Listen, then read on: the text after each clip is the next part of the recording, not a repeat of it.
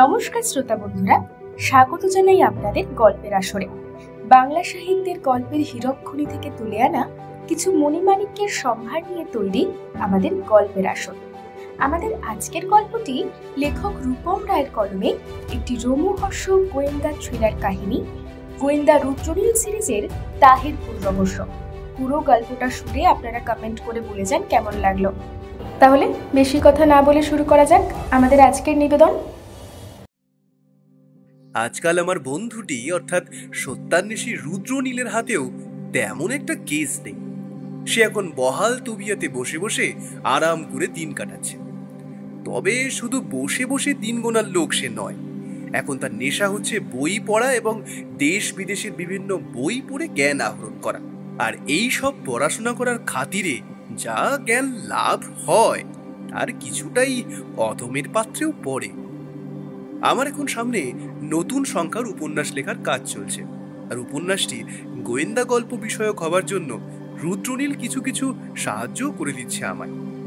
তবে একটা কথা আমার ওর ব্যাপারে সব থেকে বেশি খারাপ লাগে, সেটা হলো সে মাঝে মধ্যেই এমন এমন সব কথা বলে যেটা শুনে একটু রাগই হয় বইকি। আমি জানি সে আমাকে রাগাবার জন্য এইগুলো করে, তবে এতটা মজা আমি পছন্দ করি না। মাঝে মাঝে তো আমাদের দুজনের মধ্যে বাগবিতণ্ডাই লেগে যায়। তখন সেই রাগ ভাঙানোর দায়িত্ব নেয় বৌঠান, আর বৌঠান সেটা করে তার অতুলনীয় খাবার রান্না করে আমাদের খাই। এই আজই যেমন আমি মেনে নিতে পারলাম না। সে সকাল সকাল যোগ ব্যায়াম সেরে হাতে একটা বই নিয়ে পড়তে পড়তে চেয়ারে হেলান দিয়ে বসলো। তারপর আমার দিকে তাকিয়ে মুচকি হেসে বলল, আচ্ছা বন্ধু, এই যে তুমি সাহিত্য চর্চা করো, তাইতে তোমার আর্থিক দিক ছাড়া আর কিছু লাভ হয় কি? একবার সত্যি করে ভেবে বলো তো। তার উপর তুমি হলে লেখক, তোমার থেকে ভালো এই উত্তর কেউ জানে না। কথাটা শুনে আমি যেন আকাশ থেকে পড়লাম। রুদ্রনীল যে মাঝে মাঝে কি বলতে শুরু করে তার কোনো ঠিক ঠিকানা থাকে না, অবাক হয়ে যায়। এই সেই রুদ্রনীল যার অসাধারণ বুদ্ধি আর বিশ্লেষণ ক্ষমতা প্রতিপক্ষের প্রতিরোধ কিংবা নিজের অপরাধ লুকিয়ে রাখার প্রবণতাকে নিমেষে খান খান করে দিতে পারে। আর সেই রুদ্রনীলের হাতেই যখন একটাও কেস থাকে না, তখন সে বাড়িতে বসে এমন সব অদ্ভুত কাজ কিংবা ভাবনার জন্ম দেয়, যার মাসুল আমায় আর বৌঠানের ঘাম দিয়ে জ্বর আসার আগে পর্যন্ত থামে না। আমি আমার ঘরে বসে নতুন উপন্যাসের শেষের দিকের ঘটনাগুলো লিখে রাখছিলাম। ঘটনাগুলো মনে থাকতে থাকতে লিখে রাখা দরকার, না হলে পরে ভুলে গিয়ে থাকতে পারি। তবে এবার আমি আর থাকতে না পেরে লেখা থামিয়ে দিয়ে বললাম, সাহিত্য চর্চায় আর্থিক লাভের আশা সাহিত্যিক হয়তো করে না, তবে আমার মতো আর্থিক দিক থেকে নিশ্চিত যে সমস্ত সাহিত্যিক নয় তাদের কাছে ওই দিকটা বেশ গুরুত্বপূর্ণ। তবে তার চেয়ে বেশি যে দিকটা অন্তত আমার মনে হয় তা হলো নাম। একজন সাহিত্যিকের সাহিত্যকর্ম ঠিক কতজন মানুষের কাছে পৌঁছলো তা সাহিত্যিকের মনে দাগ কাটে। আর মানুষ যখন সেই বই কিনে পড়ে এবং শিশু মন সেই লেখা পড়ে উপকৃত হয়, তখন যেন মনে হয় আমার সেই পেশাটি সফল। কারণ না হলে আমি ওই শহুরে অফিসের বাবুদের মতো বসে বসে কাজ কাজ করতাম আর মাইনে নিতাম। আর সবাই যদি পড়াশোনাই করতেই থাকে এবং চাকরি করতে থাকে, তবে নতুন কিছু পড়ার জন্য লেখা লিখবে কে? সুতরাং সাহিত্য চর্চা করে অর্থ এর চিন্তা আমি অন্তত করি না। বেশ, তাহলে কোনটা বেশি গুরুত্বপূর্ণ হয়ে দাঁড়াচ্ছে, অর্থ নাকি নাম? তা নির্ভর করে যার কথা বলা হচ্ছে তার কাছে কোনটা বেশি প্রয়োজনীয় তার উপর। যেমন আমার জন্য আমি মনে করি নামটাই জরুরি, তবে অর্থও দরকার, না হলে দৈনন্দিন জীবনের খরচ চলবে কি করে? সাহিত্যিকদেরও তো একটা পেট আছে, তাই না? রুদ্রনীল আরো কিছু বলতো হয়তো, তার আগেই বৌঠান চা নিয়ে এলো। বৌঠান চায়ের কাপটা নামিয়ে রাখলো সামনের টেবিলে। আরে এসো এসো, অনেকক্ষণ থেকে না মনটা চায়ের জন্য একেবারে ব্যাকুল হয়ে উঠেছিল, বুঝলে? আর একটু হলেই বোধহয় হাঁক দিয়ে ফেলতাম। তবে বলার আগেই যখন এনেছো তার জন্য অসংখ্য ধন্যবাদ। এই না হলে আমার সহধর্মিনীর মতো কাজ। হাঁক দেবার আগেই যে আমি হাজির হব তা বোধহয় ভাবতে পারোনি। এখন চাটা খেয়ে আমায় উদ্ধার করো, না হলে গরম গরম চাটা কিন্তু ঠান্ডা হয়ে যাবে। ঠাকুরপো, তুমিও খেয়ে নাও, এই লোকটার সাথে বেশি বকো না। আমি খাতা বন্ধ করে চায়ের কাপ তুলে নিয়েছি। একটা চুমুক দিয়ে বললাম, আহ বৌঠান, তোমার হাতে চা না হলে বিকেলটা জমে না। সত্যি তোমার হাতে জাদু আছে। খালি বৌঠানের হাতে চায়ের জাদু দেখলে হবে? আমাদেরও তো তোমার গিন্নির হাতে চা খাবার সুযোগ দাও। আমি তো অধীর আগ্রহে বসে আছি। এমনিতেই এই মন্দার বাজারে নিজের খরচ চালাতে পকেট ফাঁকা হয়ে যাচ্ছে, তার উপর আবার মাথায় আর এক বস্তা চাপাতে চাইছো তুমি। ওই সবের মধ্যে আমায় জড়িও না ভায়া। আমি এই চিরকুমার ব্রত অবলম্বন করে এবং সাহিত্য চর্চা করে জীবনটাকে কাটিয়ে দিতে পারলেই বাঁচি। বৌঠান হাসতে গিয়েও কেমন থেমে গেল, আর তারপর বলল, হ্যাঁ গো, এই পুঁটিরামের জ্বরটা তো বেড়েছে। সকালে যে ওষুধ এনেছিলে তাতে তো কমলো না। একবার কি ডাক্তারের কাছে নিয়ে যাবে? আমার কিন্তু খুব চিন্তা হচ্ছে। ঠাকুর ঠাকুর করে একটু জ্বরটা সেরে গেলে আমি নিস্তার পাই। রুদ্রনীল চায়ের কাপ নামিয়ে রেখে চিন্তিত গলায় বলল, আহা, এটা তো ভালো কথা নয়। পুঁটিরামের এই অবস্থা হলে তো খুব খারাপ ব্যাপার। ওর শরীরের দেখভাল করা আমাদের দায়িত্ব। সারাটা বছর লোকটা আমাদের ভালো রাখার দায়িত্ব নিজের কাঁধে তুলে নিয়েছে, এবার তার বেলায় ফেলে রাখা তো চলে না, তাই না? না না, এবার পুঁটিরামকে নিয়ে ডাক্তারের কাছে যাই, চলো। আমার আপত্তি ছিল না কোনো। বিছানা ছেড়ে উঠে জামা বদলাতে বদলাতে বললাম, রুদ্রনীল, বলি হাতে কোনো কেস নেই এখন তোমার? যদি তুমি ব্যস্ত থাকো বলো, তবে আমি একাই গিয়ে দেখিয়ে নিয়ে আসতে পারি। কিন্তু কেস নেই যে তা বলবো না, তবে খাজা কেস, বুঝলে? তেমন কিছুই নেই, বেশ মাথা ঘামানোর মতো কেসটা নয়। আমি যাব, বুঝলে, কোনো অসুবিধা নেই তাতে। সাথে অবশ্য একটু বাইরে বেরিয়ে ঘোরাও হয়ে যাবে। তাহলে চলো আপাতত পুটিরামের কেসটা সমাধান করে আসি। কেন জানি না মনে হচ্ছে একটা ভালো কেস তোমার হাতে আসবে। রুদ্রনীল চেয়ার ছেড়ে উঠতে উঠতে বলল, তোমার কথাই যেন হয়। না, চলো বেরিয়ে পড়ি। আমি আর দেরি না করে তাড়াতাড়ি তৈরি হয়ে নিলাম। রুদ্রনীলও একটা সাদা কুর্তার পায়জামা পরে বের হলো, এবং সাথে অসুস্থ পুটিরাম। এখন যতটা তাড়াতাড়ি আমাদের পৌঁছাতে হবে ডাক্তারখানায়। আজ কলকাতা শহরে বোধ করা যায় কোনো রাজনৈতিক দলের মিটিং বা মিছিল আছে। পুরো রাস্তা জুড়ে তার প্রস্তুতি চলছে, এবং লোকেদের সেই সব নিয়ে উত্তেজনার শেষ নেই। আজকাল এইসব রাজনৈতিক দলগুলির উৎপাতে রাস্তায় বেরোনো দুষ্কর হয়ে উঠেছে, আর এইসবের জন্য রাস্তায় হয় ঘন্টার পর ঘন্টা জ্যাম। কিন্তু কি আর করা যাবে, সবকিছু নিয়ে আমাদের আগে এগিয়ে যেতে হবে। আমাদেরও রাস্তায় প্রায় দেরি হয়ে গেল, 30 থেকে 40 মিনিটের কাছাকাছি। ট্যাক্সি ধরে আমরা গেলাম ডাক্তারখানায়। ডাক্তারের চেম্বারের বাইরে ঢোকার মুখে একজন কম্পাউন্ডার গোছের লোককে দেখলাম রুদ্রনীলকে দেখা মাত্র নমস্কার জানিয়ে হাসল। বুঝলাম উনি ওকে চেনে এবং সমীহ করে। সেখানে গিয়ে আমরা ডাক্তার সাহেবকেও পেলাম। পুরিরামকে ভালো করে দেখে ডাক্তারবাবু বললেন, ঠান্ডা লেগেছে ওনার, আর কফ জমেছে বুকে। দুটো ওষুধ লিখে দিচ্ছি, খাওয়াবেন, আর জলটা গরম করে খাওয়াবেন। আর কাশি হলে গরম জলের গার্গেল করবেন। যে যে নিয়মগুলো বলে দিলাম অক্ষরে অক্ষরে পালন করলে এবং ওষুধ যদি সময় মতো খায়, তাহলে খুব তাড়াতাড়ি কমে যাবে। চিন্তার বিশেষ কারণ নেই। পুটিরাম ক্লান্ত স্বরে বলল, মাঝে মাঝে কাশি হয়, শুকনো কাশি ডাক্তারবাবু। একটা কাশির সিরাপ লিখে দিচ্ছি, খাবে। আপনারা ওনার খেয়াল রাখবেন, কেমন? এখন যতটা বিশ্রাম দেওয়া যায় ওনাকে দিন। এই রুদ্রনীল, বলি ওষুধগুলো একবার কিনে নিয়েই বাড়ি ফিরি। বেশ, তাই হোক। আচ্ছা ডাক্তারবাবু, আপনার ফিসটা?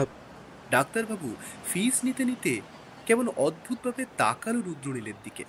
তিনি হয়তো আগে পেপারে বা কোথাও রুদ্রনীলের নামটা শুনেছিলেন, তাই নামটা শুনে অবাক হয়েছেন হয়তো। ডাক্তারবাবু, আপনি কি কিছু বলবেন? আপনাকে দেখে মনে হচ্ছে আপনি আমায় কিছু বলতে চান। আপনার কিছু বলার থাকলে আপনি নির্দ্বিধায় বলে ফেলুন। আপনি ডিটেকটিভ রুদ্রনীল? আগে আমি রুদ্রনীল, তবে ডিটেকটিভ নয়, সত্যান্বেষী মাত্র। লুকিয়ে থাকা সত্যের অনুসন্ধান করাই হলো আমার কাজ। আর আপনারা যাকে পোশাকি ভাষায় গোয়েন্দা বা ডিটেকটিভ বলেন, আমি অত বড় কিছু হয়ে উঠতে পারিনি, তাই নিজেকে নিজেই নাম দিয়েছি সত্যান্বেষী। তবে আপনার কিছু বলার থাকলে আপনি বলতে পারেন। তার কথা শুনে কিছুক্ষণ ডাক্তারবাবু ভাবলেন, এবং তারপর অত্যন্ত নমনীয় স্বরে আস্তে আস্তে বললেন, আসলে একটা সমস্যা নিয়ে বেশ কিছুদিন ধরে আমি চিন্তিত। ব্যাপারটার সমাধানে যদি আপনি সাহায্য করেন, আপনার পারিশ্রমিক যা চান আমি দেব, এই রহস্যটা বড়ই অদ্ভুত এবং আমার ব্যাপারটা বড়ই রহস্যজনক লাগছে। আপনার কাছে সেটা তুচ্ছ ব্যাপারও লাগতে পারে। আমি বলবো, তবে কেসটা নেবেন কিনা পুরোটাই আপনার উপর। আমি তো আর জোর করতে পারি না। আর আমি আপনার নাম শুনেছি এবং বুদ্ধির প্রশংসাও শুনেছি। সুতরাং আমি মনে করি আপনার দ্বারাই এই কাজটি সম্ভব। বেশ, বলুন। যদি আমার মনে হয় কেসটা গুরুতর তবে নিশ্চয়ই ভেবে দেখব। আর আমার মনে হয় এই সব কথা এখানে না আলোচনা করাই ভালো। ব্যাপারটা নিয়ে যদি গোপনীয়তা অবলম্বন করতে চান তবে আপনার বাড়ি ভালো জায়গা। এবার আপনি বলুন। ডাক্তারবাবু একটু ভাবলেন, তারপর এদিক ওদিক দেখে নিয়ে বললেন, আমার বাড়িতে নয়, আপনি আপনার ঠিকানাটা দিয়ে যান, আমি নিজেই চলে যাব। সেইখানেই আপনার সাথে দেখা হবে, কেমন? সেইখানেই সমস্ত ব্যাপার আমি খুলে বলবো। ডাক্তারবাবু রুদ্রনীলের হাত থেকে ওর কার্ডটা নিলেন, যেখানে আমাদের বাড়ির ঠিকানা এবং যোগাযোগ করার নম্বর দেওয়া আছে। আমরা ঠিকানা দিয়ে ওষুধ কিনে বাড়ি এলাম। পুটিরামের শরীর রাত্রির দিকে সামান্য সেরে উঠল। বৌঠান তো তার বিছানার কাছেই বসে রইল। রাত্রির দিকে সুস্থ হলো অনেকটা। রুদ্রনীল মাঝে মাঝে গিয়ে দেখে আসছিল তাকে। আমি লেখার শেষটা এর মধ্যে তৈরি করে রাখছিলাম, কিন্তু মনের মধ্যে একটা ব্যাপার চলছিল। সেই ডাক্তার যে রুদ্রনীলের কাছ থেকে ঠিকানা নিয়ে রাখলো, সে কি আজ আসবে নাকি কাল? আর কি এমন সমস্যার মধ্যে রয়েছে সে, যা ডাক্তারখানায় বলা যাবে না? বলতে হবে এ বাড়িতে এসেই।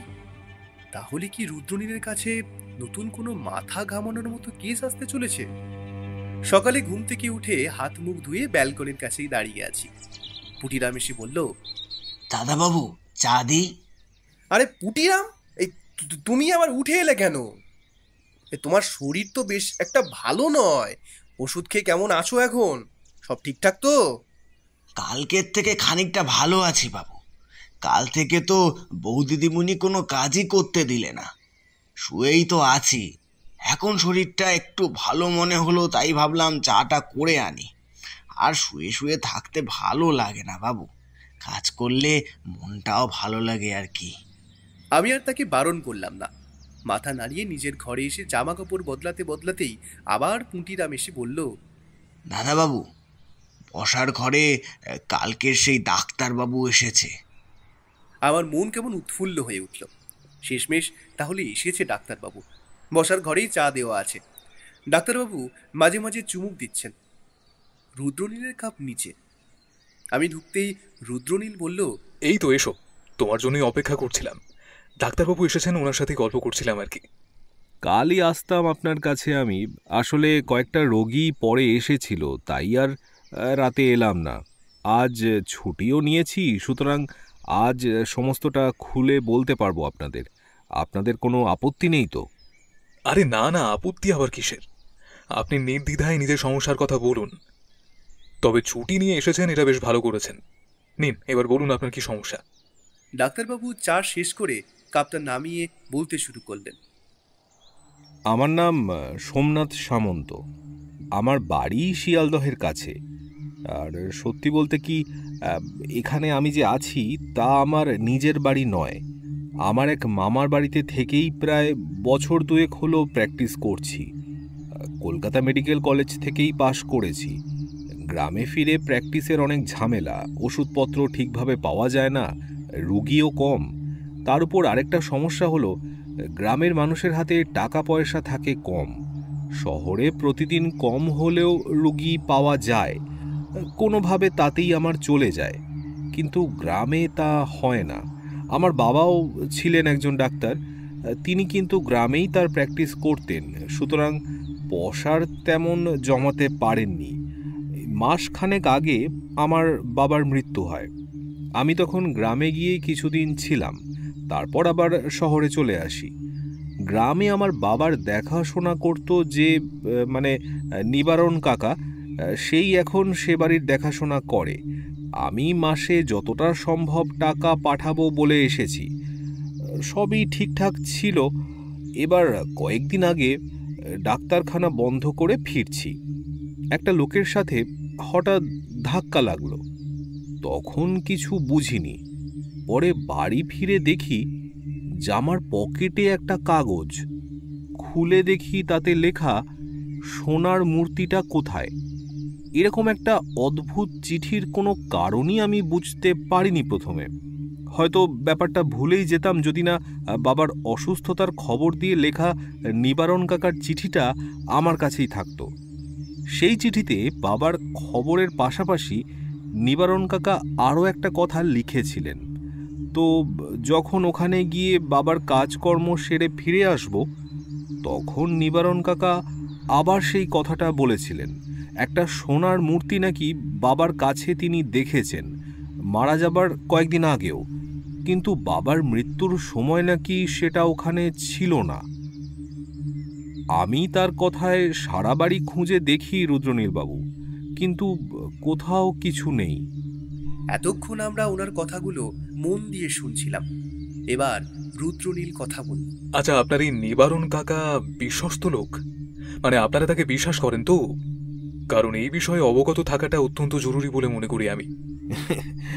এ আপনি কি বলছেন রুদ্রনীলবাবু? সে ব্যাপারে নিশ্চিত থাকা যায়। নিবারণ কাকা আমার জন্মের আগে থেকে ও বাড়িতে আছে, আর যদি আমায় লুকিয়ে কিছু করার হতো তাহলে তো আমায় না বললেই পারতো সে কথা। আমি জানতেও পারতাম না কোনোদিন। গ্রামের বাড়িতে ফিরে যাবার আর কোনো ইচ্ছেই আমার আর ছিল না। কিন্তু এই উড়ো চিঠিটা আসার পর থেকেই আমার কেমন যেন মনে একটা খটকা আসছিল বারবার। তাহলে আপনি আর নিবারণ কাকা ছাড়াও অন্য কেউ সেই সোনার মূর্তির কথা জানে, কিন্তু সেটা কিভাবে? এটা হয়তো আপনাদের পরিবারের সম্পত্তি, সুতরাং বাড়ির বাইরের লোক জানবেই বা কি করে? এই ভাবনাটাই আমার কয়েকদিন ধরে ভাবিয়ে চলেছে আমাকে। বুঝতে পারছি না কিছু। আসলে বাবা কি মৃত্যুর আগে কাউকে বলে গিয়েছিলেন? যে লোকটার সাথে আপনার ধাক্কা লেগেছিল তার মুখটা কিংবা অন্য কিছু মনে আছে আপনার? না, আমি নিজেও অনেকবার ভাবার চেষ্টা করেছি জানেন, কিন্তু কোনো না মানে লাভ হয়নি। আসলে আমি তার মুখটাই যে দেখেছি কি না তাও মনে করতে পারছি না। তবে লোকটার উচ্চতা আমার থেকে অনেকটাই বেশি, কারণ আমার কপাল তার কাঁধে ধাক্কা লেগেছিল। মানে অন্তত যদি আমি সোজাসুজি তাকে ধাক্কা মারি তাহলে আমার কপাল গিয়ে ঠেকবে তার নাকের কাছে। আচ্ছা, আপনি সেই সোনার মূর্তি কখনো দেখেননি বা কখনো শোনেননি তার কথা? তার মানে ব্যাপারটা আপনার কাছে একদম অজানা? না রুদ্রনীলবাবু, দেখিনি। তবে অনেক ছোটবেলায় একবার হয়তো শুনেছিলাম। আর তাছাড়া পড়াশুনোর জন্য আমি কলকাতাতেই আছি অনেক বছর, তাই সেভাবে যাওয়া হয়ে ওঠেনি। আর একটা ব্যাপার রুদ্রনীলবাবু, বলেই ডাক্তারবাবু জানলার দিকে তাকিয়েই রইলেন কিছুক্ষণ। এমন একটা কথা তিনি বলতে যাবেন, হয়তো যা বলা ঠিক হবে কিনা তা ভাবছেন। রুদ্রনীলবাবু, বাবা আমায় ঠিক পছন্দ করতেন না, কারণ ওনার সাথে আমার চিন্তাধারা একদম মিলত না। উনি যেমন সারাটা জীবন গ্রামে থেকে গ্রামের মানুষের সেবা করে গেছেন কম পয়সায়, আমায়ও তেমন করতে চেয়েছিলেন। কিন্তু আমার ইচ্ছে ছিল শহরে এসে নিজে কিছু করব, বড় ডাক্তার হিসেবে নাম করব। আসলে তিনি ভেবেছিলেন আমি হয়তো তার মতোই পাশ করে গ্রামে গিয়েই প্র্যাকটিস শুরু করব, কিন্তু তা না করায় তিনি খুবই রাগ করেছিলেন আমার উপর। আর সত্যি বলতে কি, তারপর থেকেই তার শরীরটা না খারাপ হতে শুরু করে। আমি বারবার বোঝাতে চেয়েছিলাম এটা আমার ভবিষ্যতের ব্যাপার, কিন্তু তিনি কিছুতেই বুঝতে চাইতেন না। আপনার মা কি আপনার ছোটবেলাতেই মারা গিয়েছিলেন? ডাক্তারবাবু এই প্রথম একটু অবাক হলেন, তারপর বললেন, কথাটা আপনি কেন বলেছেন আমি বুঝতে পেরেছি রুদ্রনীলবাবু, তবুও আপনার মুখ থেকেই শুনতে চাই। না মানে আপনার এই গোটা কথায় আপনার মায়ের কোনো উল্লেখ নেই, এমনকি ছোটবেলার কথা বলার সময়ও আপনি সে কথা বলেননি। তার মানে আপনার স্মৃতিতে আপনার মায়ের কোনো কথাই নেই। যতদূর মনে হয় অনেক ছোটবেলাতেই তিনি মারা যান, তাই তো? ডাক্তারবাবু ম্লান মুখে আস্তে আস্তে বলল, আপনার অনুমানই ঠিক। আমার জন্মের সময়ই মা মারা যান, তাই নিবারণ কাকাই বলতে পারেন কোলে পিঠে করে আমায় মানুষ করেছেন। তাই নিবারণ কাকার কোনো পরিবার নেই? মানে উনি কি সবসময় আপনাদের বাড়িতে থাকেন? তার একটা পরিবার আছে বলে শুনেছিলাম, তবে তার কে কোথায় আছে সেটা বলতে পারবো না। সত্যি কথা বলতে আমার সে বিষয় নিয়ে কোনো কৌতূহল হয়নি কোনোদিন। উনি এত বছর ধরে আছেন আমাদের সাথে, তাই ও বিষয় নিয়ে তাকে জিজ্ঞেস করা হয়ে ওঠেনি। আপনার কাছে আমার আসার কারণটা আপনি নিশ্চয়ই বুঝতে পারছেন আশা করি। রুদ্রনীল কেমন যেন চিন্তিত মুখেই বলল, তা এই মুহূর্তে আপনি আমার কাছ থেকে ঠিক কি ধরনের সাহায্য চাইছেন? আমি চাইছি যদি কোনো দামি জিনিস থেকেই থাকে তাহলে তা খুঁজে বার করতে। এই উড়ো চিঠিটা না এলে আমি এতটা ভাবতাম না, কিন্তু ওটা যখন এসেছে তার মানে কিছু একটা আছে, আর সেটা অন্য হাতে যাবার আগে আমায় খুঁজে বার করতে হবে। আরেকটা ব্যাপারও আছে। কি ব্যাপার? নিবারণ কাকা একা থাকেন ওখানে। যারা কলকাতা পর্যন্ত আমার পিছু করে এসেছে তারা যদি ওই মূর্তির লোভে বাড়িতে হামলা করে তখন নিবারণ কাকা একাই বা কি করবে? সুতরাং আমি চিন্তা করছি ওনার যদি কোনো বিপদ হয় তখন আমরা কি করব। তাই আমি চাইছি আগে থেকেই জিনিসটা খুঁজে বার করতে। তাহলে তো আমাদের একবার আপনার গ্রামের বাড়িতে যেতে হবে। সেখানে গিয়ে সবটা না দেখা পর্যন্ত তো কিছুই বোঝা যাবে না, তাই না? আর ওই একটা উড়ো চিঠি ছাড়া আর কোনো কিছু ঘটেছে আপনার সাথে? মানে শুধু চিঠির ওপর ভরসা করে তো এগোনো যায় না। জিনিসটা সত্যি আছে কিনা তার প্রমাণ কিন্তু আমরা পাইনি। ঠিক বলতে পারবো না, তবে ওই চিঠিটা পাবার পর থেকে রাস্তাঘাটে একটু দেখে শুনেই চলতাম। মাঝে মাঝেই মনে হতো কেউ যেন আমায় অনুসরণ করছে। এবার সেটা আমার ভুল কিনা তা তো আমার জানা নেই, তবে বারবার মনে এটাই সন্দেহ হয় যে কেউ আমার পিছু নিয়েছে। এবার আমি আপনার উপর দায়িত্ব দিয়ে একটু নিশ্চিন্ত হতে চাই। আপনার গ্রামের বাড়িতে নিবারণ কাকা ছাড়া আর কেউ থাকে না, এই ব্যাপারে আপনি নিশ্চিত? আর আপনি নিজে কাউকে এই ব্যাপারে বলেননি তো?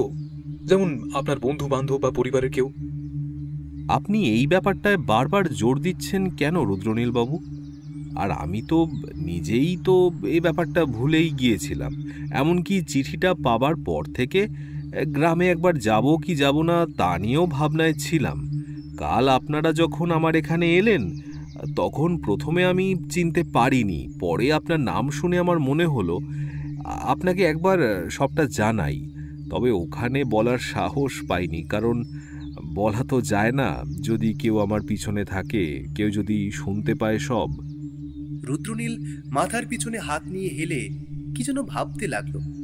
তারপর উঠে হাত দুটোকে মুখের সামনে রেখে বলল, তা আপনি গ্রামের বাড়িতে কবে যাবেন বলে স্থির করেছেন? না মানে তবে আমরা দুজন একসাথে আপনার সাথেই চলে যাব সেখানে। আমার সেভাবে কিছু ভাবা হয়নি, তবে আপনি যেদিন বলবেন সেদিনই বেরিয়ে পড়ব। আচ্ছা, আপনার প্র্যাকটিস কেমন চলছে সোমনাথ বাবু? মানে যা আয় হয় তাতে কি আপনার চলে যায়? এরকম একটা প্রশ্নে ডাক্তারবাবু যেন থমকে গেলেন সামান্য। কি একটা ভেবে বললেন, আপনি কি কোনোভাবে আমাকেই সন্দেহ করছেন?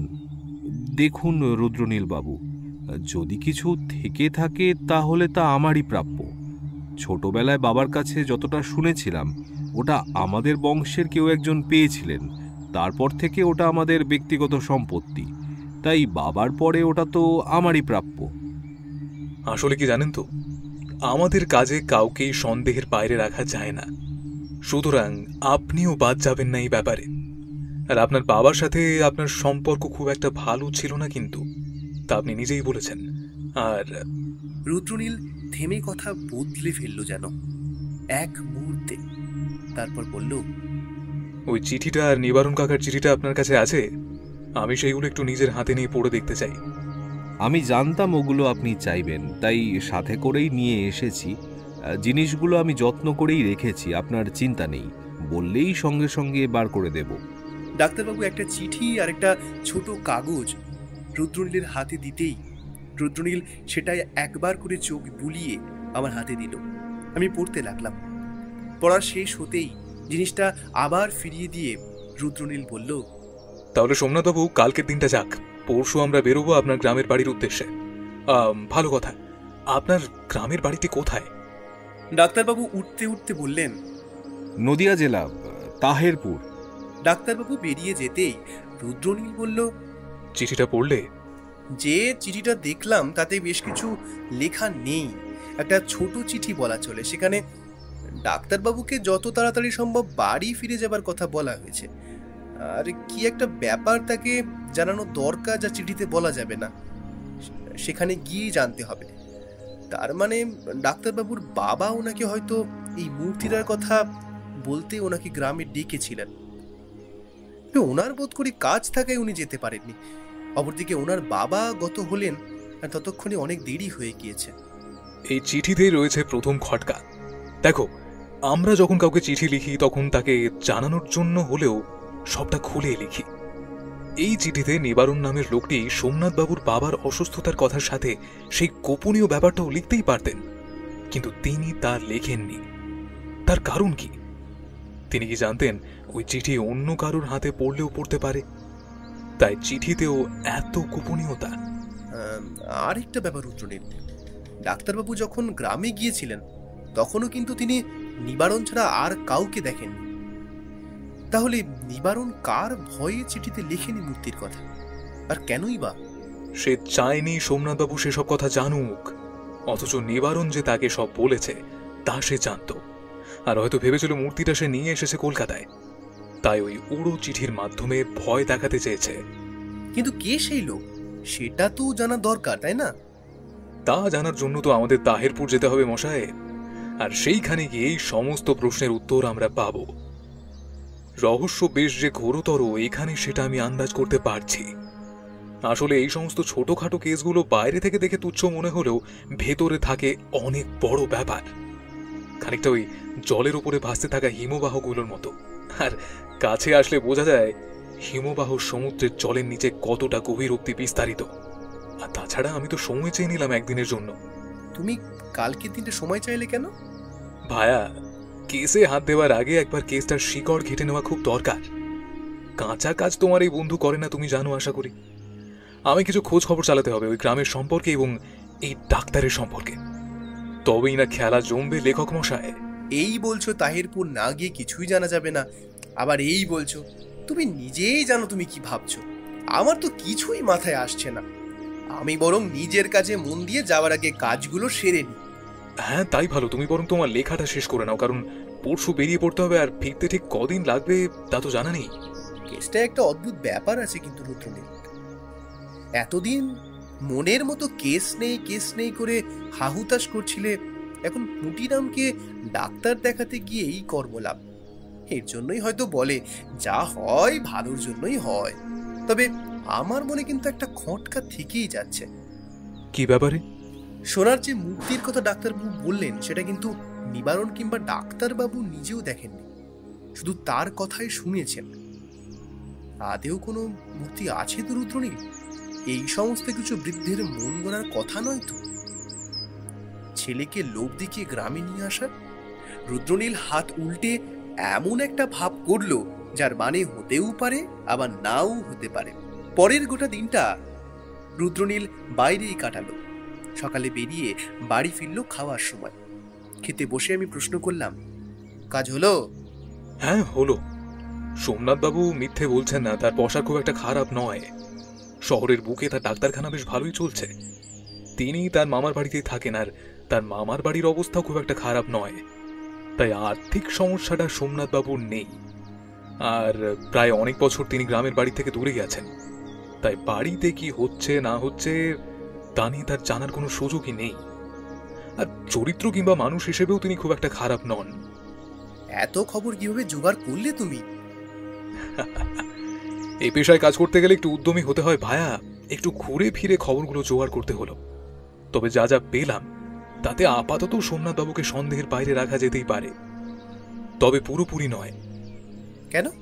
এমনটা মনে হবার কোনো কারণ আছে কি? গোটা ব্যাপারটা আপাতত নির্ভর করছে ওখানে গিয়ে কি জানতে পারবো তার উপর। এখানকার খবর ওখানে গিয়ে বদলে যেতে কতটা সময় লাগে সেটা দেখা যাক। আমি আর কিছু বললাম না। এইবারে বৌঠান বলে উঠল, তোমরা কি আবার বেরিয়ে পড়বে নাকি? কিছু তো বলোও না, কখন কি করছো, কোথায় যাচ্ছো? আচ্ছা, আমারও তো চিন্তা হয় নাকি গো? সারা দিন রাত এই চোর ছাচোর খুনিদের নিয়ে তোমাদের কারবার। আহা, তোমার চিন্তার কোনো কারণ নেই। খুব বেশি দূর নয়, একটু গ্রামের দিকে যাব আর কি। আর আমার মনে হয় না খুব বেশি সময় লাগবে। তাছাড়া তোমার ঠাকুরপো তো সাথেই থাকবে। সব যখন ঠিক হয়েই গেছে তাহলে আমি আর কি বলবো, যাও। এই দেখো, রাগ করছো কেন? তাতেই বা কি হবে শুনি? বৌঠানের খাওয়া হয়ে গিয়েছিল, সে উঠে গেল। রুদ্রনীল নিজের খাওয়া শেষ করে রান্নাঘরের দিকে গেল। এখন মান অভিমানের পর্ব চলবে। আমি হাত ধুয়ে মুছতে মুছতে চললাম নিজের ঘরের দিকে। আজ রাতটা ভালো করে ঘুমিয়ে নিতে হবে, কাল কি হবে কে জানে। কেসটা যে বেশ জটিল হবে তা বেশ বোঝাই যাচ্ছে। রুদ্রনীল তার মাথা খাটানোর বেশ একটা সুযোগ পাবে। এসব ভাবতে ভাবতেই ঘুমিয়ে পড়ার আগে শুনতে পেলাম বৌঠানের গান ভেসে আসছে। এ মান ভাঙার পরের গান। ডাক্তারবাবু সকালেই চলে এলেন। একটা ঘোড়ার গাড়ি তিনি নিয়েই এসেছেন। তাতে চেপে বসেই আমরা রওনা হলাম।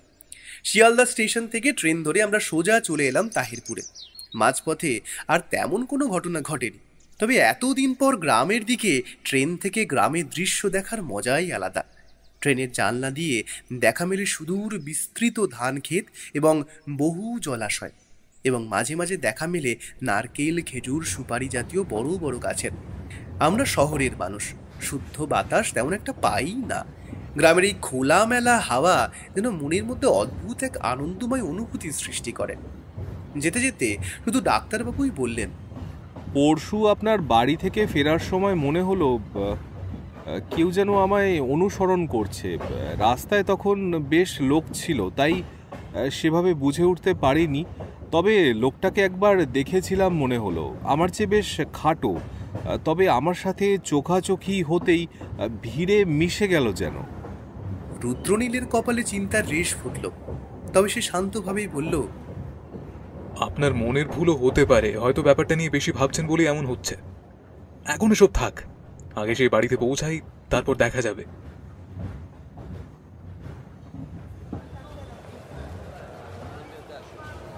আমরা স্টেশনে নামতেই রুদ্রনীল বলল, আমরা যে এখানে আসবো তা নিবারণ কাকাকে জানাননি তো আপনি? ডাক্তারবাবু অপরাধীর মতো কাচুমাচু মুখ করে বলল, আসলে আমি ভাবলাম আপনাদের অসুবিধা হতে পারে ওখানে, তাই আপনার বাড়ি থেকে ফিরেই চিঠি পাঠিয়েছিলাম একটা। কাজটা কি করা ভুল হয়েছে রুদ্রনীলবাবু? ইস, বড্ড ভুল করলেন সোমনাথবাবু, আমারই আপনাকে বারণ করা দরকার ছিল। তা যাই হোক, চলুন দেখা যাক। আসলে আমি একদমই চাইছিলাম না যে আমরা এখানে আসার আগে অবধি সেই কথা কেউ জানুক।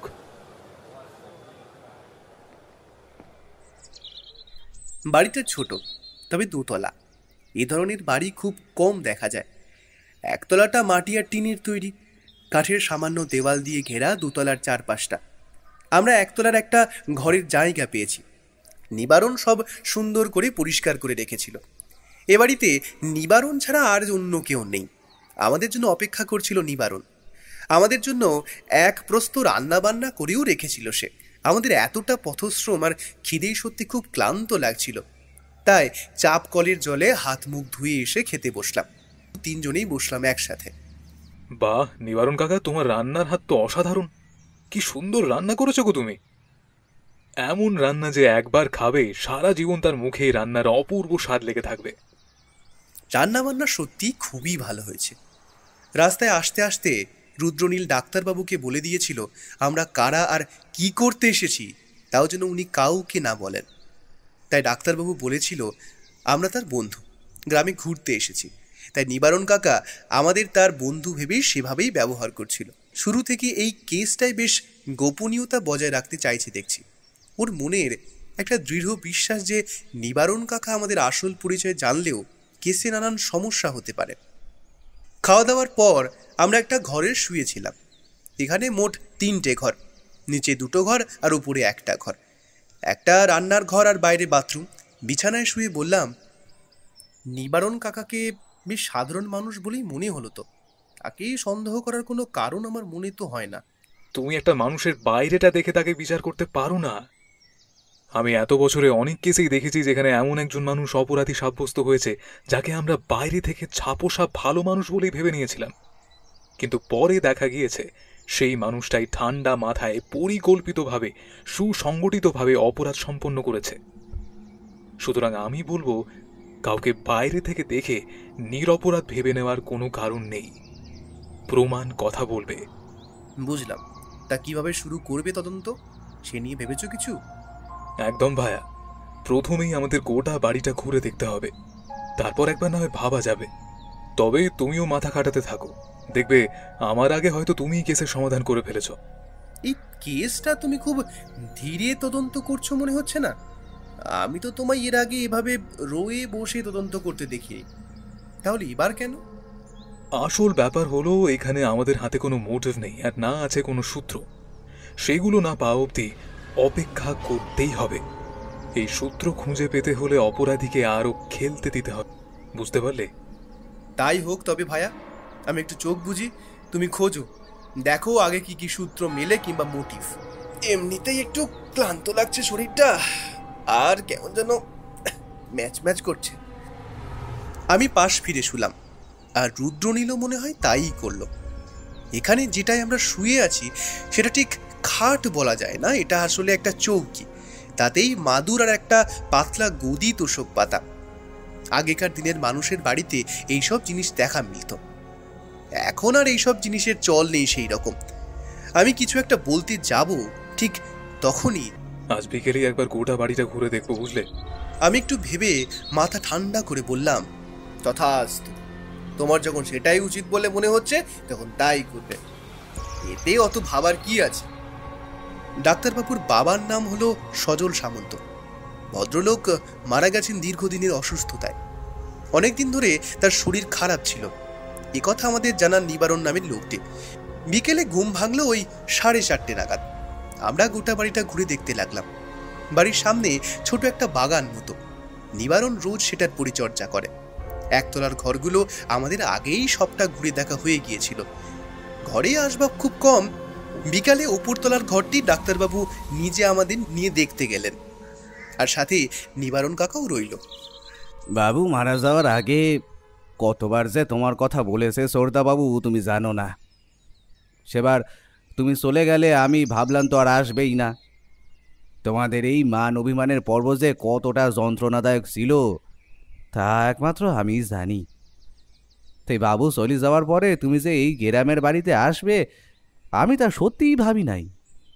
আমার আসার ইচ্ছে যে একটুও ছিল না নিবারণ কাকা। আমার বন্ধুরা আসতে চাইলো, তাই আমি ওদেরকে নিয়ে এলাম। আচ্ছা নিবারণ কাকা, চিঠিতে তুমি বলেছিলে যে বাড়িতে একটা সোনার মূর্তি আছে, তা সেটা কি তুমি নিজের চোখে কখনো দেখেছিলে?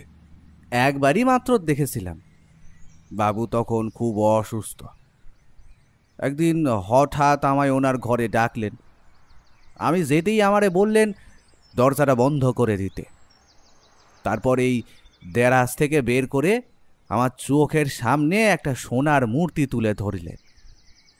আমি তো পুরো অবাক, এমন অপরূপ মূর্তি এর আগে আমি কখনো দেখিনি দাদাবাবু। বুঝলাম। এবার বলো, তুমি কি নিশ্চিত যে ওটা সোনার মূর্তি ছিল? আমার হাতে বাবু এটা দিয়েছিলেন, বললেন এ নাকি তার বংশের সম্পত্তি। সমুবাবু এলে সে যাতে এইটারে পায় তার ব্যবস্থা করতে। তো আমি বললাম সমু এলে তারেই দিয়ে দিবেন। তো বাবু বলে তার সময় পাবো না, আর আমার দিন ফুরিয়েছে, আর সে আমার কথা শোনেনি কখনো। তাই আমি চাই না ও এই মূর্তিটা সহজে পেয়ে যাক, তাকে এই মূর্তিখান খুঁজে নিতে হবে।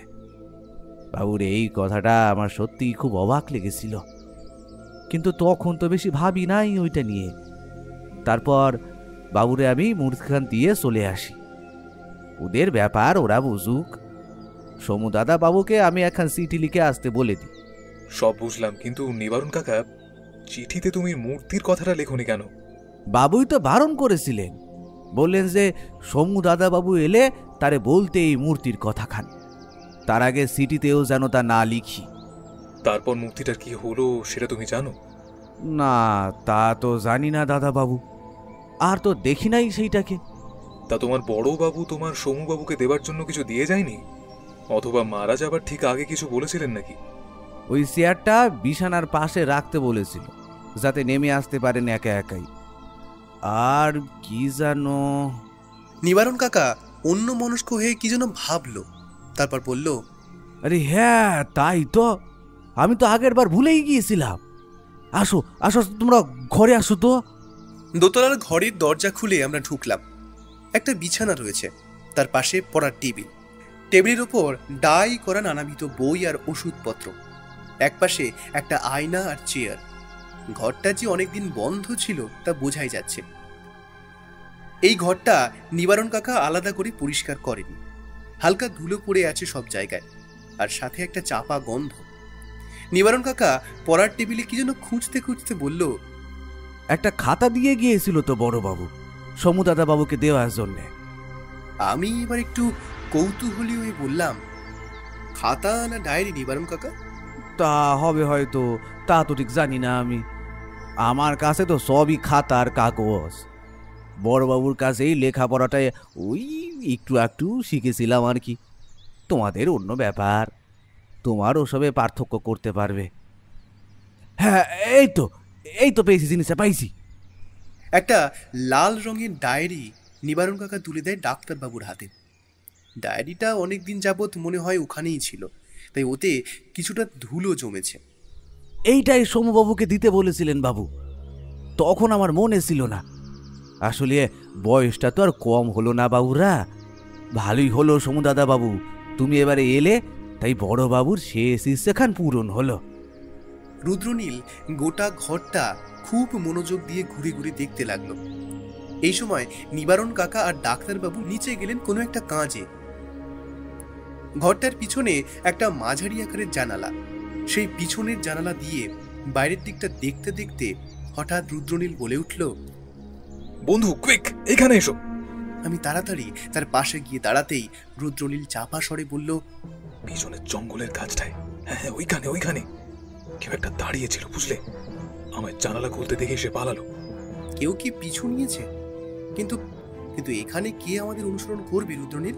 ট্রেনে আমাদের কামরায় একটা লোক, আমার একটু সন্দেহ যে হয়নি তা বলতে পারি না। লোকটা আমাদের সাথে পুরো রাস্তায় এসেছে, আর এই তাহেরপুরেই নেমেছিল। তারপর স্টেশনের ভিড়ে আর দেখতে পাইনি ওকে। কিন্তু আমাদের অনুসরণ করার একটা উদ্দেশ্য তো থাকবেই।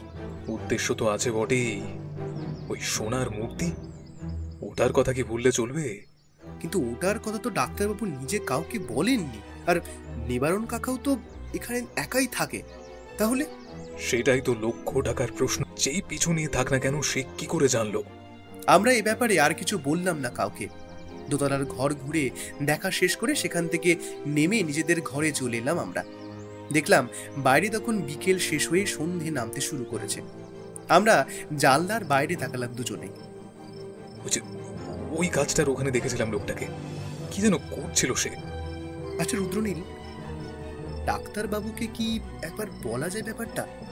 না না, একদম নয়, উনি বেশ নার্ভাস মানুষ, ভয়ও তো পেয়ে যেতে পারেন। কি করে বসবেন তার ঠিক নেই, তাতে বরং আমাদেরই ক্ষতি হবে বেশি। ওই ডায়েরিটা তুমি ডাক্তারের থেকে নিয়ে এলে, ওটা কি আছে? আপাতত জানি না, সুযোগ হয়নি দেখার, তবে মনে হয় ওই সোনার মূর্তির কোনো যোগ আছে এই ডায়েরিতে। ওটা খুব ভালো করে পড়া দরকার বুঝলে, আজ রাতেই পড়ে দেখব। এখন রুদ্রনীলের কথা শেষ হবার আগেই দরজায় নক পড়ল। কে? আমি। আসুন, ভেতরে আসুন ডাক্তারবাবু। ডাক্তারবাবু এসে চেয়ারটায় বসে বললেন, ডায়েরিতে কিছু পেলেন নাকি রুদ্রনীল বাবু? না ডাক্তারবাবু, এখনো ঠিক পড়া হয়ে ওঠেনি।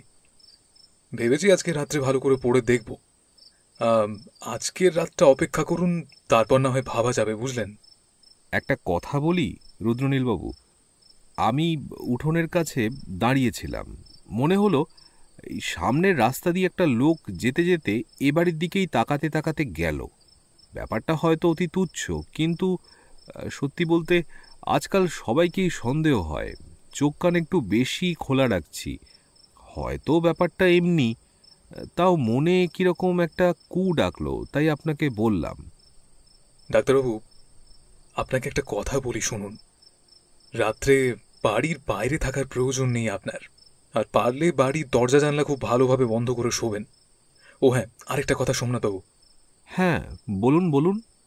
নিবারণের গ্রামের বাড়ি ঠিক কোথায় তা আপনি জানেন? ঠিক নিশ্চিত নই, তবে শুনেছি সেই শান্তিপুরের দিকে। আচ্ছা বেশ, রাত্রে আমাদের খাবারটা এই ঘরে দিয়ে দিন, আমরা আর বেরোচ্ছি না। ডাক্তারবাবু চলে যেতেই রুদ্রনীল বলল, ব্যাপারটা ক্রমশ বেশ ঘোরালো হচ্ছে ভায়া। কেউ চাইছে না যে আমরা এ বাড়িতে থাকি, কিন্তু কেন? কে চাইতে যাবে এমন তাই তোমার মাথায় ঢুকছে না রুদ্রনীল? একটু সময় লাগবে ভায়া, আগে ডায়েরিটা শেষ করা খুব দরকার। রুদ্রনীল ডায়েরিটা নিয়ে বিছানায় শুয়ে পড়ল। এ বাড়িতে ইলেকট্রিসিটি আসেনি এখনো।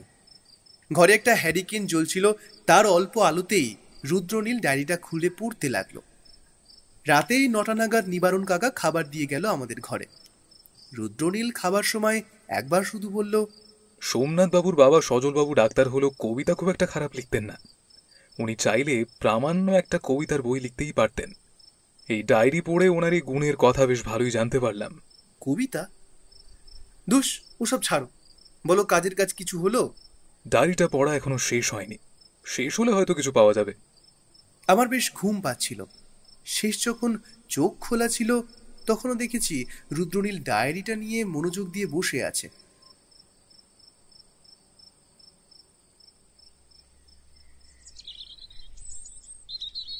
ভায়া, তাড়াতাড়ি ওঠো, পরিস্থিতি একেবারে সাংঘাতিক। রুদ্রনীলের ডাক শুনে আচমকা চোখ খুলতেই দেখি রুদ্রনীল দাঁড়িয়ে আছে একরকম আমার উপর হুমড়ি খেয়ে। আমায় উঠতে দেখেই বলল, একবার বাইরে এসো তাড়াতাড়ি, নিবারণ কাকা খুন হয়েছে। ঘুমের রেশ তখনও কাটেনি আমার। আমি বিছানায় উঠে বসতে বসতে বললাম, খুন? কিন্তু কি করে? কাল রাতেই কেউ তাকে খুন করে গিয়েছে। কিন্তু এখন আর কোনো কথা নয়, বাইরে এসো, পুলিশ ডাকতে পাঠানো হয়েছে একজনকে। তুমি এসো তাড়াতাড়ি। বাইরে এসে দেখলাম ডাক্তারবাবু কেমন যেন বিহবল চোখে বসে আছেন ঘরের বাইরেটায়। আমি গিয়ে দাঁড়াতেই তার ম্লান গলায় কথা শোনা গেল, খুব সকালে ওঠা নিবারণ কাকার অভ্যেস। আজ আমি উঠে দেখি কাকা এখনো ওঠেনি। ডাকতে গিয়ে দেখি দরজা খোলা। ঠেলে ঘরে ঢুকতেই দেখি মেঝের উপর পড়ে আছে কাকার নিথর দেহ। একবার ভেতরটা দেখা দরকার, বুঝলে? আমি অবশ্য একবার দেখেছি, তাও আরেকবার যদি তুমি আমার সাথে যাও তাহলে নতুন কিছু পাওয়ার সম্ভাবনা বাড়তে পারে। হ্যাঁ হ্যাঁ নিশ্চয়ই, চলো, এখনই চলো।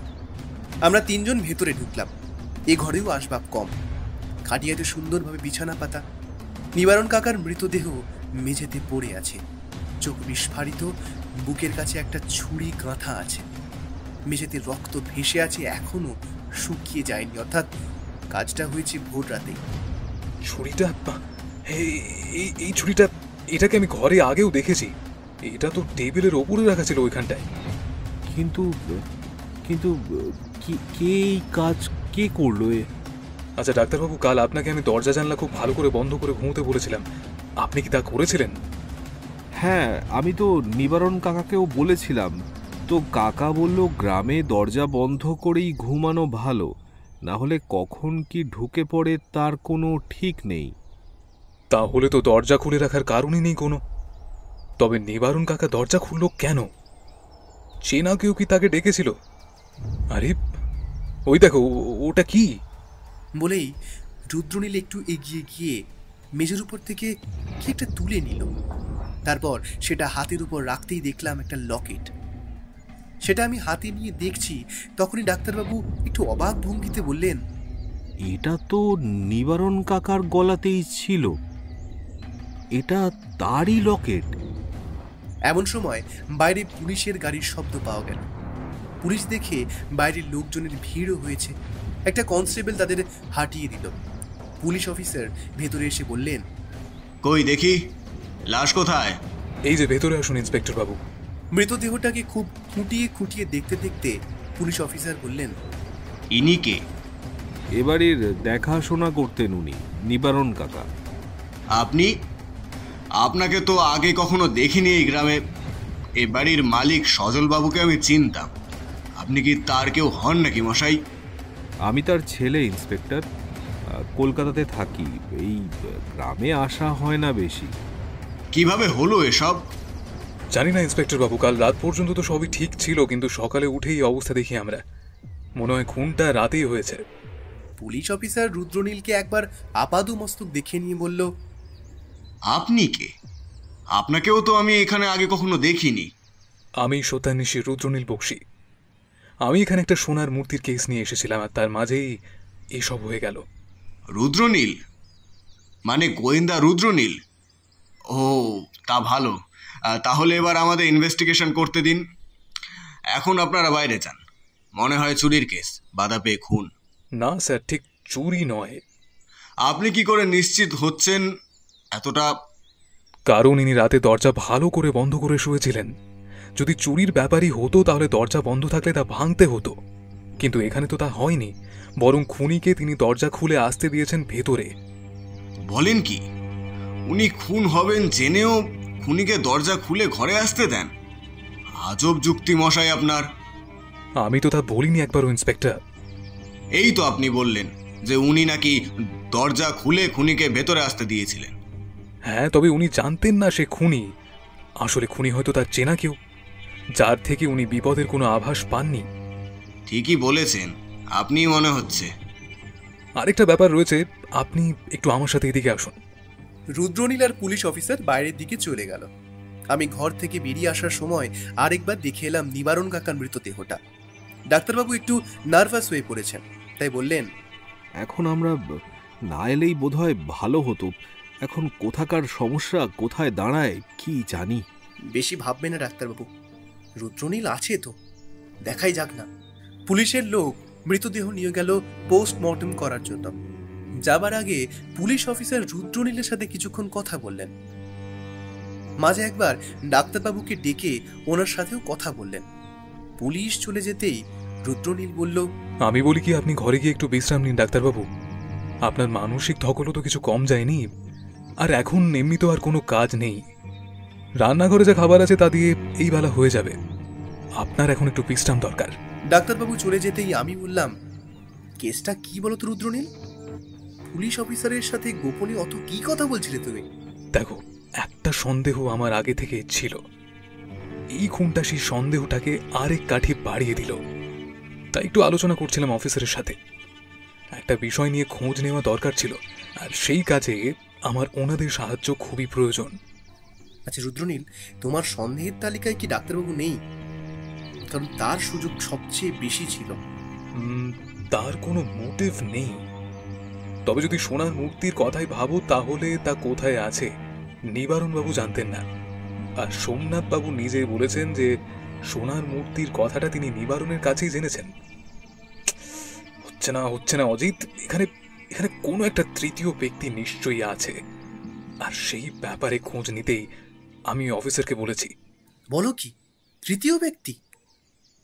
রুদ্রনীল কোনো কথা না বলে একবার মাথা নাড়ালো শুধু। আমি ঘরে বসতেই রুদ্রনীল বেরিয়ে গেল। একবার নিচের দরজা খোলার শব্দ পেলাম, আর কিছুক্ষণ পরে বন্ধ হবার। আমি একবার নিচে নেমে দেখব কিনা ভাবছি, এমন সময় রুদ্রনীল নিজেই আমার ঘরে এলো। তার চোখে মুখে একটা উজ্জ্বল ভাব, যেন এমন কিছু একটা সে পেয়েছে যা সে খুঁজছিল, যা তার প্রয়োজন ছিল এই কেসটা সমাধান করার জন্য। রুদ্রনীল ঘরে ঢুকেই একটা চিঠি আমার হাতে দিল, বলল, একবার চিঠিটা পড়ে দেখো তো ভাইয়া।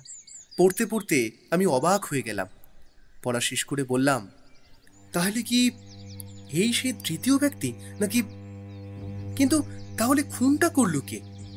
রুদ্রনীল তার পকেট থেকে নিবারণ কাকার ঘরে পাওয়া লকেটটা বার করে আমার সামনে ঝুলিয়ে বলল, এই লকেটটাই হলো খুনির রেখে যাওয়া একমাত্র প্রমাণ।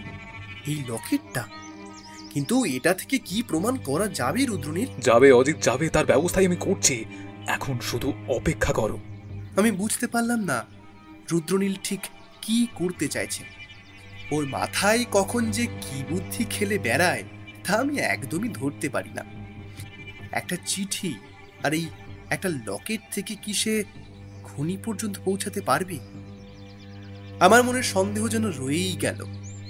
আরেকটা ব্যাপার হলো, সেই অপরাধী যদি ডাক্তারবাবু পিছু করে শহর পর্যন্ত যেতে পারে, আবার আমাদের চোখ ফাঁকি দিয়ে আমাদের এখানে এসে নিবারণ কাকাকে খুন করতে পারে, তাহলে সে এই মুহূর্তে কোথায় আছে তা খুঁজে বার করা কি এতই সহজ হবে? আগের দিনের ভাত রান্না করাই ছিল, সেটাই গরম করা হলো। ডাক্তারবাবুর মুখ থেকে শোকের ছায়া তখনও কাটেনি। ডাক্তারবাবু নিজেই রান্না করে খান শহরে, তাই একটা ডিমের তরকারি করে নিতে তার বেশি সময় লাগলো না। খেতে খেতে ডাক্তারবাবু বললেন, রুদ্রনীল বাবু, আর এখানে থাকতে হবে না। আমার সোনার মূর্তি চাই না। ওই মূর্তির রহস্য ভেদ করতে আপনাদের এখানে আনাই যে কাল হয়েছে তা তো টের পাচ্ছি। যে বা যারা নিবারণ কাকাকে খুন করতে পারে তারা যদি আবার আমার উপর আক্রমণ করে, তাই আমার মনে হয় ফিরে যাওয়াটাই তো ভালো হবে, তাই না? না সোমনাথবাবু, আপনার এই অনুরোধটা আমি রাখতে পারলাম না। একটা কেস মাঝপথে ছেড়ে আমি ফিরে যাইনি কখনোই। এটা আমার নিয়ম। হয় আমি কেসের সমাধান করেছি, আর না হয় কেসটা আমি চালিয়ে গেছি যতদিন আমার মনে হয়েছে। আর আমি জানি সোনার মূর্তিটা আছে আপনার বাবা সজলবাবুর ঘরে। তার ডায়েরি পড়তে গিয়ে আমি লক্ষ্য করেছি তার লেখা প্রতিটা কবিতায় জীবনমুখী। একমাত্র শেষের কবিতাটা আলাদা, আর সেই কবিতার শেষে লেখা আছে আপনার নাম, মানে কবিতাটা আপনার জন্যই লেখা হয়েছে। কবিতাটা পড়েছো তুমি? আলবাত পড়েছি অজিত। আচ্ছা দাঁড়াও, তুমি নিজেই পড়ে নাও। বলে রুদ্রনীল খাবার টেবিল থেকে উঠে নিজের ঘর থেকে সেই ডায়েরিটা এনে আমার হাতে দিল। আমি এক হাতে ডায়েরি নিয়ে পড়ে দেখলাম, এখান থেকে ডায়েরিটা দেখা যায় রোজ। বর্ষা আসে, শীত আসে, আবার চলে যায়। ওই যে দূরের গাছটা শুকিয়ে যাচ্ছে কদিন ধরে, আর ঘরে একটা মানুষ মিশে যাচ্ছে বিছানায়। রোদের আলোর মতো কিছু থেকে যাক এখানে। আমি ডানায় ভর দিয়ে এসে বসবো ছোট্ট কাঁচটায়। যদি আমার কেউ আসে নিয়ে যায়, অন্য কেউ যেন না দেখে, না পায় হাতে। আমি অবাক হয়ে বললাম, এ আবার কেমন কবিতা? এ তো মনে হচ্ছে মনের কয়েকটা কথা লেখা আছে, সেটাও কিছু অসংলগ্ন ভাবে। সজলবাবু অসুস্থ ছিলেন, মৃত্যুর কাছাকাছি, প্রায় মৃত্যুর দোরগোড়ায় বললেই চলে। সেই সময় যে তিনি এমনই কবিতা লিখবেন তা তো স্বাভাবিক, কিন্তু আসলে এই কবিতার মধ্যে দিয়ে তিনি কিসের কথা বলেছেন আমি বোধহয় বুঝতে পেরেছি অজিত। কি বুঝতে পেরেছেন আপনি? এর মধ্যে দিয়ে কি বাবা আমাকে কোনো বার্তা দিয়ে যেতে চেয়েছেন? হ্যাঁ ডাক্তারবাবু, উনি যেটার কথা বলছেন সেটা একটা জানালা। আমি আর ডাক্তারবাবু দুজনেই একসাথে অবাক হয়ে বললাম, জানালা? কোন জানালা? আর শুধু শুধু জানালার কথাই বা বাবা লিখে গেছেন কেন? আপনারা ভেবে দেখুন, সজলবাবুর ঘরের জানালা দিয়ে বাইরে যে গাছটা সোজাসুজি দেখা যায় সেটা প্রায় শুকিয়ে গিয়েছে, হয়তো মরেই গিয়েছে। আর এখান থেকে বাইরে দেখা যায় মানে তো জানালার ভেতর থেকে বাইরের দৃশ্য। তিনি নিজে যে আর খুব বেশি দিন বাঁচবেন না তা তিনি বুঝেছিলেন, কারণ তিনি নিজেও একজন ডাক্তার ছিলেন। শরীরের ঠিক কোন কোন লক্ষণগুলো আসন্ন মৃত্যুর আভাস দেয় তা তার খুব ভালো করেই জানা ছিল। এই কবিতাটা একটা সংকেত। এতেই আছে মূর্তিটার হদিশ। ওই জানালাতেই বা জানালা সম্পর্কিত কোনো জায়গাতেই উনি ওই মূর্তিটা লুকিয়ে রেখেছেন, কিন্তু জানালার কোথায় সেটা লুকিয়ে রাখা আছে এটাই এখন সব থেকে বড় প্রশ্ন। ওই কাঠের জানালাটা আমি খুব ভালো করে দেখেছি, তবে সেটা ফাঁপা নয়।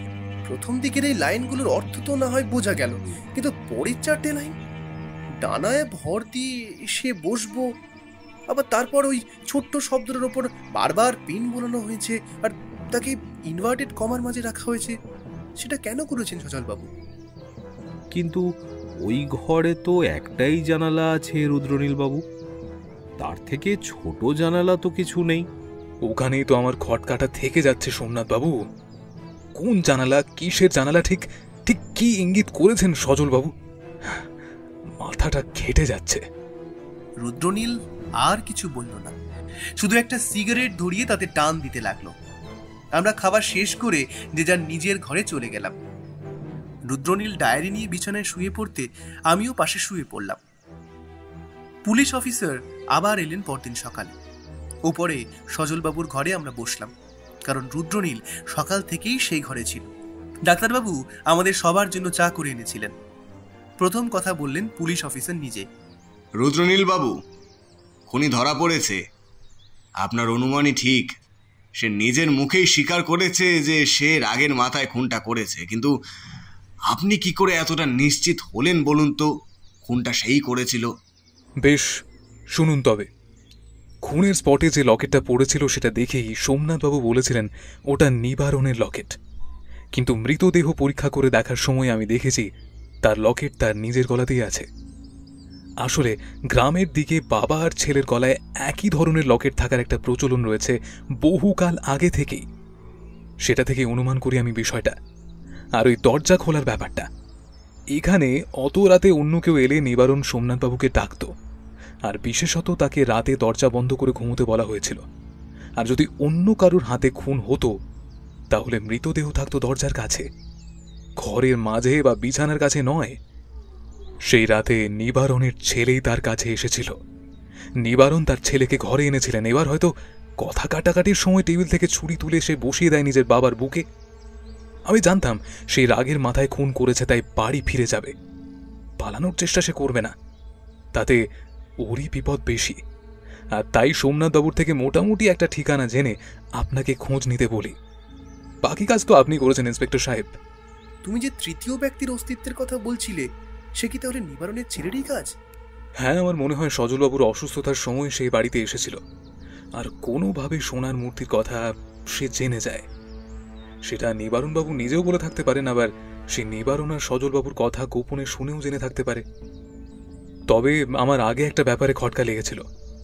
সজলবাবুর ঘরে আমরা যখন যাই, নিবারণবাবু বলে যে সে ওই ডায়েরিটার কথা বলতেই ভুলে গিয়েছিল সোমনাথবাবুকে।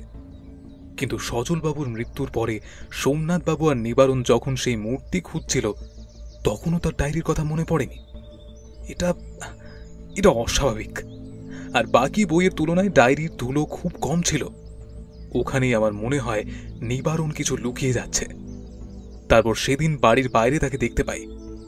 নিবারণ খুন হবার পর তার ঘরে তার ছেলের লেখা একটা চিঠি পাই, আর সোমনাথবাবুর পকেটে গোজা চিরকুটে লেখা, আর এই চিঠির হাতের লেখা এক। সেটা আমি নিরীক্ষণ করে বুঝতে পেরেছিলাম। আর তারপর রুদ্রনীল থামতেই ডাক্তারবাবু বললেন, তাহলে রুদ্রনীলবাবু, যে সোনার মূর্তির জন্য নিবারণ কাকা খুন হলো সেটা তো আর পেলাম না আমরা। রুদ্রনীল জানলার ধারে দাঁড়িয়ে রইল। আমিও হতাশ হলাম। ঠিক এই সময় একটা চড়ুই পাখি জানলা দিয়ে ঢুকে উড়তে লাগলো আমাদের মাথার উপর, তারপর গিয়ে বসলো গুলগুলির কাছে। রুদ্রনীল সেটাকে লক্ষ্য করছিল। এবার সে উঠে দাঁড়ালো। তার চোখে মুখে বিস্ময় আর একটা অদ্ভুত হাসি। সে উত্তেজিত স্বরে আমায় বলল, সজলবাবুর কবিতার শেষ 4 লাইন কি ছিল? আমি অবাক হলেও মনে করে বললাম, ওই তো কি যেন, হ্যাঁ মনে পড়েছে, রোদের আলোয় মতো কিছু থেকে যাক এখানে, আমি ডানায় ভর দিয়ে এসে বসবো ছোট্ট কাঁচটায়, যদি আমার কেউ আসে নিয়ে যায়, অন্য কেউ যেন না দেখে না পায় হাতে। পেয়েছি। রোদের আলোর মতো মানে আমরা যেটাকে রোদ ভাবছিলাম সেটা রোদ নয়, সেটা আসলে সোনা। হ্যাঁ তাই তো, এটা তো আমিও ভেবে দেখিনি। রোদের আলোকে অনেক সময় সোনার সাথে তুলনা করা হয়। আর ছোট্ট মানে ছোট্ট জানালা মানে। ডাক্তারবাবু প্রায় চিৎকার করে বললেন, ঘুলঘুলি? ওই ঘুলঘুলিটা? বন্ধু, চেয়ারটা বিছানার ওপর রাখো তো। এর জন্যই বোধহয় চেয়ারটা বিছানার পাশে রাখার দরকার ছিল। শেষ অবস্থাতেও সজলবাবুর ক্ষুরোধার চিন্তা শক্তির প্রশংসা করতে আমি বাধ্য অজিত। চেয়ার বিছানায় রেখে রুদ্রনীল ঘুলঘুলির ভেতরে হাত ঢুকিয়ে কিছু সেকেন্ডের মধ্যে একটা ছোট বাক্স বার করে আনলো, আর তার থেকে বেরোলো একটা সোনার নারী মূর্তি। কি উজ্জ্বল তার রূপের ঝলক! ডাক্তারবাবু মূর্তিটা হাতে নিয়ে এই প্রথম কেঁদে ফেললেন। তিনি আজ আবেগে বিহ্বল। হয়তো পিতা পুত্রের মান অভিমানের পালা আজ সত্যিই সাঙ্গ হলো। পুলিশ অফিসারও একটাও কথা না বলে রুদ্রনীলকে ইশারায় ডেকে বাইরে চলে গেলেন। আমি বিছানার দিকে তাকিয়ে ভাবতে লাগলাম, এই বিছানায় একটা মানুষ ডাক্তারবাবুর উপর রাগ করে অপেক্ষা করতে করতে চলে গেলেন।